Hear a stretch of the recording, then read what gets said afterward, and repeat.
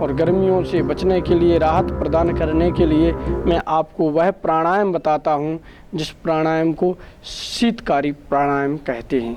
इस प्राणायाम को करने से जैसे अत्यंत प्यास लग गई, पानी की प्राप्ति नहीं हो रही है, इसको कहीं भी किसी भी समय किसी भी जगह पर बैठ के यह प्राणायाम की जा सकती है। जब आप प्यास से त्रसित हों और शरीर में विशेष गर्मी हो, जिनके अंदर ज़्यादा गर्मी रहती है तो उनको यह प्राणायाम अत्यंत आवश्यक होती है, वह गर्मी के समय में बहुत कर सकते हैं।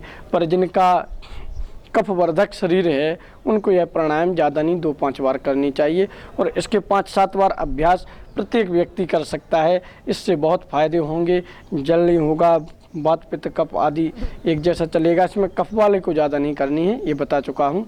और भी से लाभ हैं। प्राणायाम से खून शुद्ध होता है, रक्त शोधन होता है और जो कई बार अंदर जो लाल लाल से धब्बे आ जाते हैं वो भी नष्ट होते हैं। ऐसी बहुत सी बीमारियां नष्ट होती हैं। तो इस प्राणायाम को इस प्रकार कर सकते हैं। और ज़्यादा बेहद वर्णन के लिए मैं आगे संपूर्ण प्राणायाम का, किस प्राणायाम से कितना फ़ायदा होते हैं, मैं आगे बताता जाऊँगा आपको। ये तो अभी प्रारंभिक अवस्था में बता रहा हूँ। फिर जब जैसे जैसे लोग जाएंगे तो इन्हीं प्राणायामों से हमारे जो 7 चक्र हैं वह धीरे धीरे एक एक चक्र भी जागृत होता है, उन चक्रों का भेदन भी होता है इन्हीं प्राणायामों से। और प्राणायामों के साथ साथ में इससे अनेक और भी फायदे होते हैं। तो इसका लाभ मैं आगे बताऊँगा। कपड़ा खींच रहा है।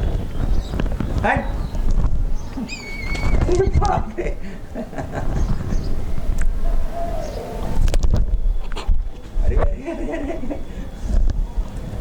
बराबर मुकाबले में अब इनको यहीं रखना पड़ेगा है? इतना तो आप काटना पड़ेगा आपको।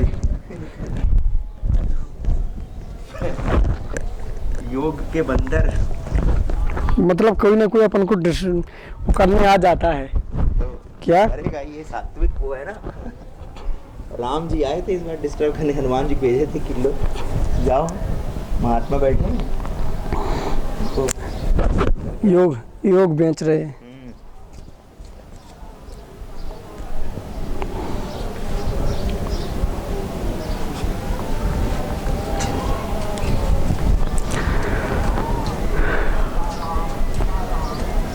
जी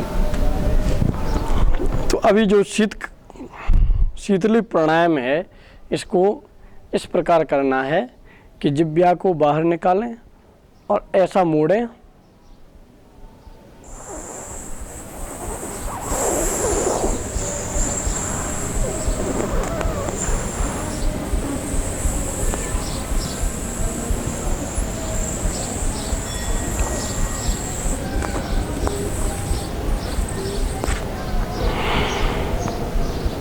फिर नाक से श्वास बाहर निकाल दें, रेचन कर दें श्वास का। पुनः आभ्यंतर कुंभक करें। आभ्यंतर कुंभक जीभ के द्वारा धीरे धीरे करना है। उससे आप कुछ समय बाद पाएंगे कि हृदय में एकदम शीतलता, आनंद महसूस हो रहा है।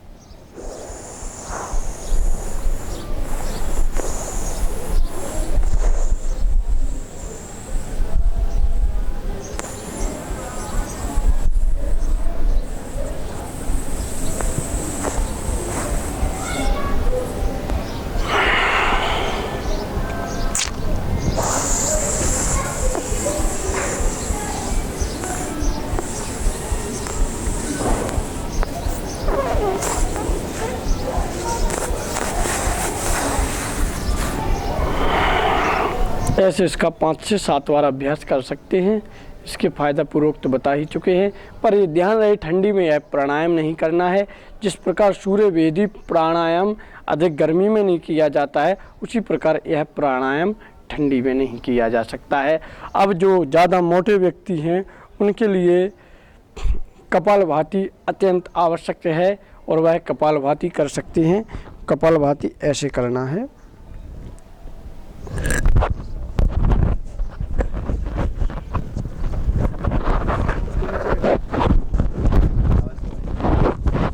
कपालभाति ऐसे करना है श्वास को केवल बाहर फेंका जाता है, अपने आप श्वास चली जाती है अंदर। पेट अंदर जाएगा,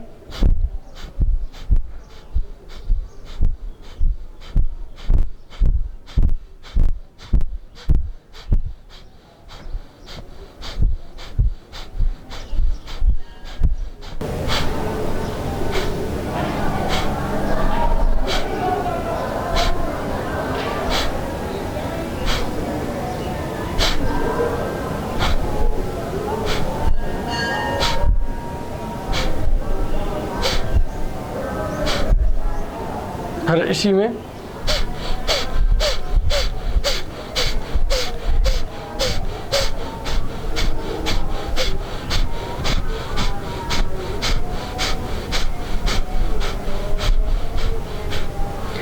इसमें अगर पद्मासन लगाकर बैठ सकें तो अत्यंत आवश्यक है, नहीं तो सुखासन में भी सामान्य जो पालथी मार के बैठते उसमें भी बैठकर यह प्राणायाम कर सकते हैं। और कुर्सी पर भी कर सकते हैं, पर उतनी महत्वपूर्ण कुर्सी पर नहीं है जितनी महत्वपूर्ण ज़मीन पर बैठ के की जा सकती है।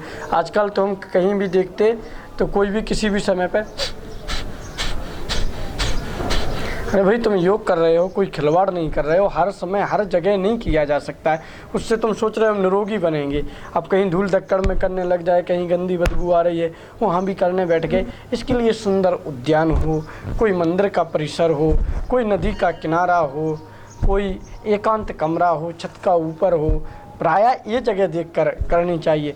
9 बजे कर रहे, 10 बजे कर रहे, इसका कोई ये विधान नहीं। इसको तो सुबह 6 से 5-7 के बीच में ही करना चाहिए, तब इन सब चीज़ों से फ़ायदे होते, नहीं तो और ज़्यादा नुकसान होते हैं, हानियाँ होती हैं। और आज के समय में सब गुरु ही बनना चाहते हैं। जी, एक बार इसका प्रक्रिया बता दीजिए, कैसे करते हैं, जैसे वो सांस कैसे लेते हैं? श्वास को इसमें केवल छोड़ने का विधान है। वो जैसे पेट बाहर करते तो श्वास नाक के द्वारा अंदर चली जाती है। जैसे पेट को अंदर किए, छोड़ने पे तो वो श्वास बाहर जाती, फिर वो अंदर पहुंच जाती है। जैसे पेट को बाहर किए तो अंदर श्वास पहुंच जाती है, पेट को अंदर किए तो श्वास बाहर जाती है। इससे चर्बी बहुत बहुत बहुत ज़्यादा वजन घटता है। इससे तो स्वामी रामदेव जी ने इसके बहुत बहुत बड़े बड़े प्रयोग किए हैं और उन्होंने तो संपूर्ण दुनिया को इसका प्रभाव बता दिया।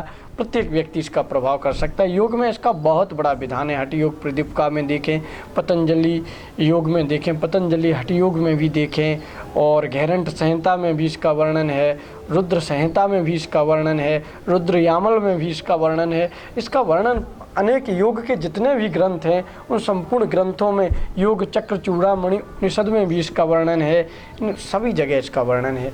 तो इसको कपालभाति को कर सकते हैं। और इसी के क्रम में एक आती है भस्त्रिका, जिसको लोहार की धोंकनी की तरह हवा ली और छोड़ी जाती है, वायु को लिया और छोड़ा जाता है, पूरक कुंभक रेचन किया जाता है। तो इसमें कुंभक ज़्यादा देर तक नहीं, इसमें बस पूरक और कुंभक, पूरक रेचन, पूरक रेचन, पूरक रेचन ही इसमें किया जाता है।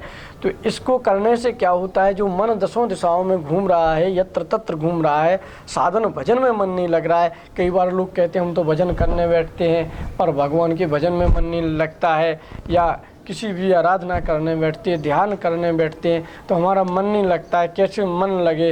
और कई बार लोग बड़े परेशान होते हैं, बड़े बेचैन होते हैं कि कैसे लगे। कई बार तो वह काम भी साधक अवस्था पर पहुँचे हुए लोग जो साधन करने के लिए जा रहे हैं, वह एकदम घबरा के कुछ अनुचित कार्य भी कर बैठते हैं। पर मन के दमन के लिए, मन के निग्रह के लिए यह प्राणायाम अत्यंत आवश्यक है और बहुत ही बहुत लाभ प्रदान करने वाला यह प्राणायाम है। जिस प्राणायाम को बता रहा हूँ इसको भस्त्रिका प्राणायाम कहते हैं। इसको ऐसे किया जाता, दोनों हाथ ऊपर, दोनों नथुनों से श्वास लेकर और नाक के ही माध्यम से छोड़ना है। ऐसे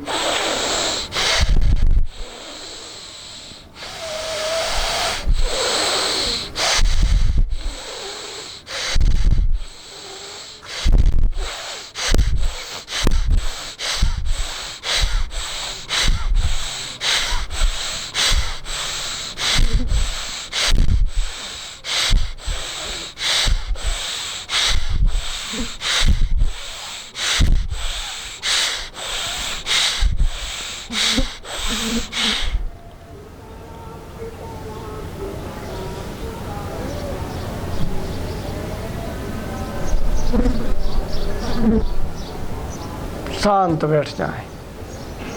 समाधि के लिए कोई उपाय करने की ज़रूरत नहीं, इसको 5-7 बार, पर इसको एक बार ही नहीं करना चाहिए, नहीं तो खुश्की चढ़ जाएगी और पागलपन वाली स्थिति आ जाएगी। और फिर कई बार साधक करने वाले जब ज़्यादा प्राणायाम करते करते खुश्की चढ़ जाती है तो वो अपने को सिद्ध मानने लग जाते हैं और कहीं भी चलने लग जाएंगे, नाचने लग जाएंगे, गाने लग जाएंगे, उसको उन्मनी अवस्था मान बैठते हैं। पर यह वह उन्मनी अवस्था नहीं है। उन्मनी अवस्था जब होती है तो पागलपन जैसी स्थिति रहती है, पर वह व्यक्ति पागल नहीं होता है, उसको अनेक पारलौकिक शक्तियों का दर्शन होता है, अनेक वह दृश्य दिखते हैं जिनकी कभी परिकल्पना नहीं की जा सकती है, जिसको इस मृत लोक में नहीं देखा जा सकता, वह दृश्य दिखते हैं। ज़्यादा प्राणायाम करने से अनहद नाद सुनाई देने लगता है, जिसकी कोई हद नहीं होती, उसको कहते हैं अनहद, जिसको बजाया नहीं जाता है, जिसको ज़बरदस्ती बजाया जाता है वो हद वाला है, पर ये अनहद है, इसको बजाया नहीं। पर तो कभी इसमें वीणा सुंदर सुंदर सुनाई देता है, कभी मुरली की तान, वंशी की तान सुनाई देती है, और कभी इसमें सुंदर मृदंग सुनाई देता है, तो कभी तबला सुनाई देता है, तो कभी सायरन सुनाई देता है, तो अनेक वाद्य यंत्र इसमें सुनाई देते हैं और इससे बहुत ही फायदे होते। इसको करने से फिर इसमें शांत बैठना पड़ता है, 4-5 बार की जाती है, फिर इसको शांत बैठकर फिर धीरे धीरे लय योग साधना में पहुंच जाता है, फिर वही समाधि की योग अवस्था में। तो इसको मैं समाधि के प्रकरण में बताऊंगा, आगे ध्यान के प्रकरण में बताऊंगा कौन कौन सी फ़ायदे होते हैं, कौन कौन से लाभ होते हैं इसको करने से। इसको 5-7 बार करना चाहिए। और ध्यान दें, यदि प्राणायाम करते करते खुश्की चढ़ जाए या दिमाग घूमने लग जाए या कुछ पागलपन वाली स्थिति आ जाए, तो उसमें शुद्ध देसी गाय का जो घृत होता है, उस गाय के घृत में यदि पंचगव्य घृत बना सकें तो वो अत्यंत आवश्यक है और बहुत ज़्यादा फायदा होता है। तो उससे क्या है, ये सब लोग कर सकते हैं, डिप्रेशन के मरीज और जो ज़्यादा समय तक कंप्यूटर चलाते हैं या मोबाइल इस्तेमाल करते हैं, जिनको ऐसी ये अनेक प्रकार के रोजगार हैं कंप्यूटर चलाना, तो उनके अंदर डिप्रेशन, तनाव, टेंशन और चिड़चिड़ापन आदि यह रोग आ जाते हैं। तो इन रोगों से मुक्ति पाने के लिए देसी गाय का गौमूत्र और गौघृत, दही और दूध और घी, ये 5 चीज़ें मिलाकर इसको बहुत समय तक उबाला जाता है और इसको पंचगव्य बनाने की विधि बताएंगे कैसे बनाया जाता है। फिर वो पंचगव्य घृत जो बन जाता है उसको लगाने से अनेक फ़ायदे होते हैं। और इस पर तो नासा के वैज्ञानिकों ने, जो नासा संस्था है, उसने बहुत शोध किया है। और इसमें जो हमारे विश्व की सबसे बड़ी गौशाला पथमेड़ा गौशाला है, उस गौशाला के परम पूज्य ब्रह्म ऋषि पूज्य दत्त शरणानंद जी महाराज जी ने तो कई लोगों को इससे ठीक भी किया है। पंचगव्य घृत के उपचार से अनेक पागलपन वाली स्थितियों को भी ठीक किया है, और जिनके हाथ पैर नहीं चलते थे उनको गौमूत्र से भी ठीक किया है। तो गौमूत्र से अनेक बीमारियां योग और गौमूत्र से ठीक हो जाती हैं। इसलिए मैं हमेशा कहता हूं कि गाय रखें, और गाय और योग एक दूसरे के पूरक हैं, बिना गाय के योग नहीं हो सकता। आपको कब खुश्की चढ़ जाए, कब घृत की ज़रूरत है तो उससे प्राप्त होगा। आपको प्राणायाम करनी है तो आप 2-5 बूंद गाय का घृत छोड़ के अग्नि में, और जब उस धुएं में प्राणायाम करेंगे तो उससे तेज की वृद्धि होगी और शरीर में अनेक प्रकार के जो रोग हैं वह रोग नष्ट होंगे। इसमें करीब 80 प्रकार के रोग नष्ट होते हैं, और गौमूत्र पीने से 130 प्रकार के रोग नष्ट होते हैं। जिन रोगों के विषय में हम नहीं जानते वह रोग भी नष्ट होते हैं, और अनावश्यक चर्बी भी घटती है, और जो हड्डी में जो पाप बैठ जाता है वह भी नष्ट होता है। इसलिए गौमूत्र प्रत्येक व्यक्ति को पीना चाहिए, उससे बहुत फ़ायदे होते हैं। जो तत्काल में छोटी बछिया का यदि गौमूत्र निकाला जाए तो उससे और ज़्यादा फ़ायदे होते हैं। और प्रत्येक गाय के गौमूत्र पीने का विधान है। लाल वर्ण की गाय का मूत्र क्या काम करता है, श्वेत वर्ण की गौमूत्र क्या काम करता है, गाय का मूत्र, ऐसे सबका विधान है। तो गौमूत्र से ये भी फ़ायदे होते हैं। और मैं कुछ बताऊँगा आगे कि पेट का कब्ज कैसे दूर होगा, उसमें गौमूत्र के माध्यम से हरणों को शोधित कैसे किया जाता है वह भी प्रक्रिया आगे बताऊंगा। तो योग के अभ्यासी व्यक्ति पर यदि खुश्की चढ़ती है तो यह अभ्यास करे, उस पर खुश्की नहीं चढ़ेगी और अधिक समय तक योग कर सकते हैं और लाभ प्राप्त कर सकते हैं। किसी भी अवस्था में किसी भी समय योग प्रारंभ कर दें तो आपका जीवन परिवर्तन हो जाएगा, पर ज़बरदस्ती नहीं करना है। योग में कुछ चीज़ें हठ योग में भी होती हैं, उनको करना भी पड़ता है।